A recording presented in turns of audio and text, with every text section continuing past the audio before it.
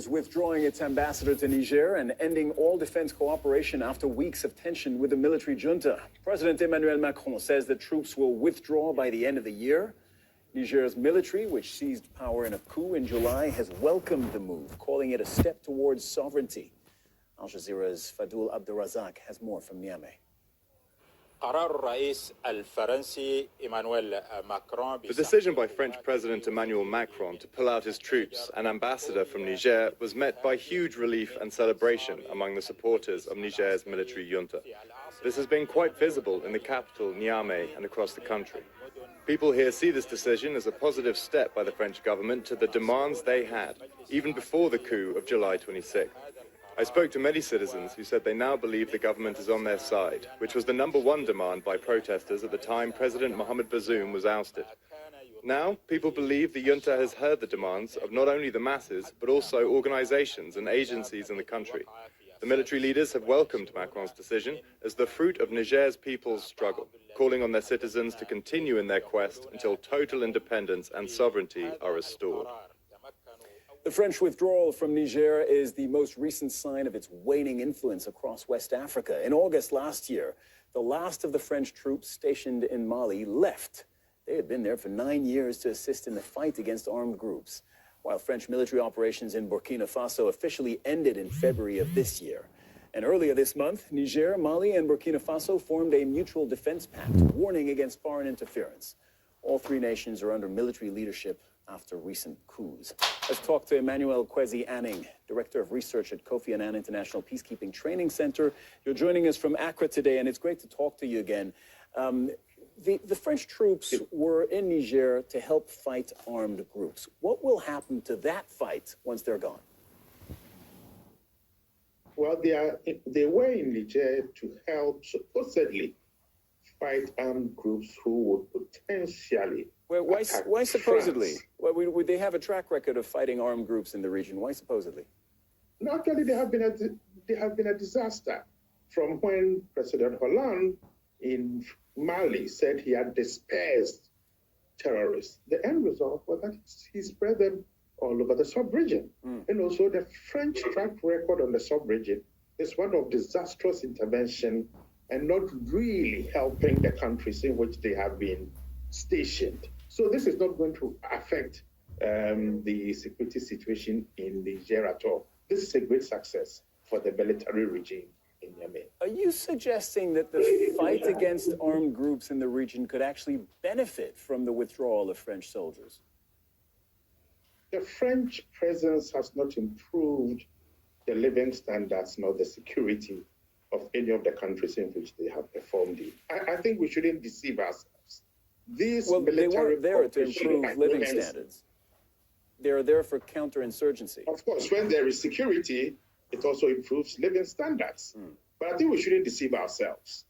These military cooperation agreements are not for the benefit of the recipient states. They are for the benefit of the metropolitan or the metropoles. And that is why there's rejoicement in Niamey, because the military regime has been firm, the ambassador is leaving, and I think it has sent a clear signal to all observers of the situation in the Sahel that if governments are insistent on what their national interests are, they will get their way with it. I think this is a great day for the ordinary people. The French soldiers, Kwesi, the French soldiers are leaving, but the American soldiers are staying, and they'll continue doing what they were doing previously. Your thoughts on that? Well, once more, this demonstrates that even our partners will cut corners and cut deals when it suits their national interest. The Americans learned how to speak a language that General Cheney and his team found acceptable. They were not belligerent. They appointed a new ambassador. I bet she has not presented her credentials yet.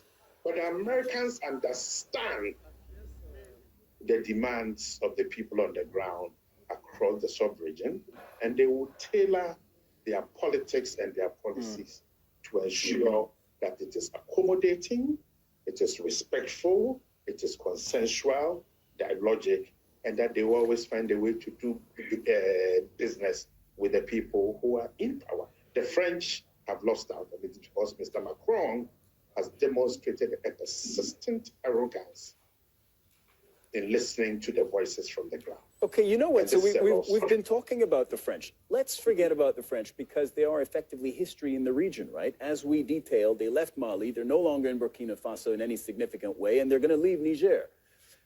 What about the people of those countries? Whether it's Mali, Burkina Faso, or Niger, those are three countries that are deeply, heavily destabilized by the armed groups that are operating and that control parts of their sovereign territories. Are the people in those countries going to live better, and are they going to get more security with the governments that are now in place, led by coup leaders? This is a process.